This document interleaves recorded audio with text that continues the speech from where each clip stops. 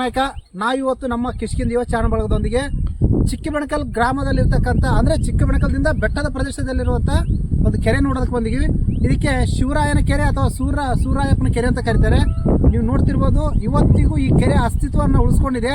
ಅದಕ್ಕೆ ಸಾಕ್ಷಿಯಾಗಿ ನಮಗೆ ಏತ ನೀರಾವರಿ ವ್ಯವಸ್ಥೆ ಇರತಕ್ಕಂಥ 2 ಕಂಬಗಳನ್ನು ನಾವು ನೋಡ್ತಾ ಇದ್ದೀವಿ.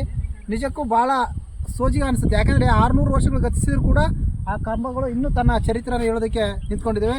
ಹಾಗೆ ನಾವು ಕೆರೆ ಒಡ್ಡನ್ನು ಕೂಡ ನೋಡ್ಬೋದು. ದೊಡ್ಡ ದೊಡ್ಡ ಗುಂಡುಗಳನ್ನು ಹಾಕಿ ಆ ಕೆರೆ ಕೋಡಿಯನ್ನು ಭರ್ತಿ ಮಾಡಿರುವಂಥದ್ದು ನಿಜಕ್ಕೂ ಅತ್ಯಂತ ಸುಂದರ ಹಾಗೂ ಜನರಿಗೆ ಕಾಣದೇ ಇರುವಂಥದ್ದು. ಯಾಕಂದರೆ ಈ ಸ್ಥಳಕ್ಕೆ ಬರ್ಬೇಕಂದ್ರೆ ನಾವು ಸ್ಥಳೀಯರ ಸಹಕಾರದಿಂದನೇ ಬರಬೇಕು. ಅಷ್ಟು ನಿಗೂಢ ಆಗಿರ್ತಕ್ಕಂಥ ಕೆರೆ ಈ ಒಂದು ಶಿವರಾಯಪ್ಪನ ಕೆರೆ.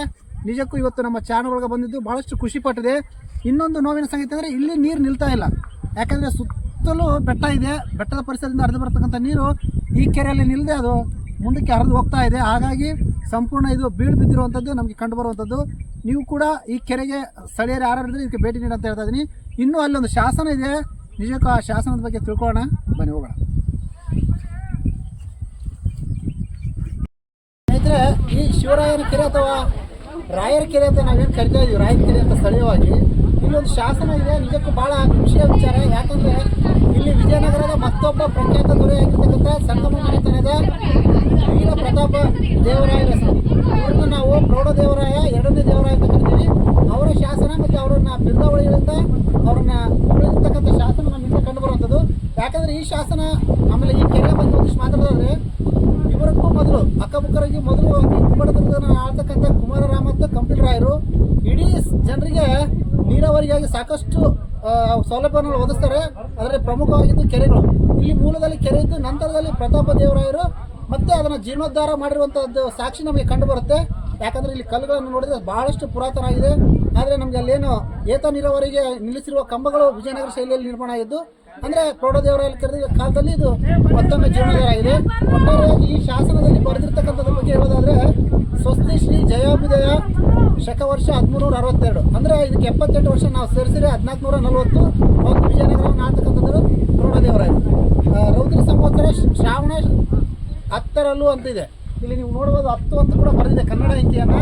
ಶ್ರೀಮನ್ ಮಹಾರಾಜಾದಿರಾಜ ರಾಜ ಪರಮೇಶ್ವರ ಗಂಡ ಬೇರುಂಡ ಗಸಬೇಟೆಗಾರ ಮಹದಾನದಿ ಸಮದ ಶ್ರೀ ವೀರ ಪ್ರತಾಪ ದೇವರಾಯರು ಅಂತ ಸಂಪೂರ್ಣವಾಗಿ ಶಾಸನ ಬರೆದಿದೆ. ಆದರೆ ಇವರು ಈ ಕೆರೆಗೆ ಜೀರ್ಣೋದ್ಧಾರ ಮಾಡಿದ್ರು ಅಥವಾ ನಿಖರವಾಗಿ ಅವರೇ ಕಟ್ಟಿಸಿರೋ ಅಂತ ಯಾವುದೇ ಕಾರಣಕ್ಕೆ ಇಲ್ಲಿ ಬರದೇ ಇರೋವಂಥದ್ದು ಸ್ವಲ್ಪ ನಮಗೆ ತೊಡಕುಗಳು ಉಂಟಾಗ್ತವೆ.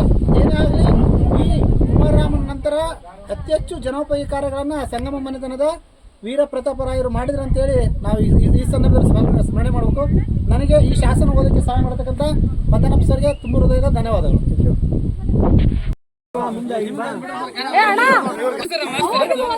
ಡಿಫ್ರೆಂಟ್ ಕಲರ್ ಐತೆ. ಬ್ಲಾಕ್ ಇದ್ದು ಪೂರ್ತಿ ಬ್ಲಾಕ್ ಐತೆ ಬಿಡ್ರಿ. ಅದು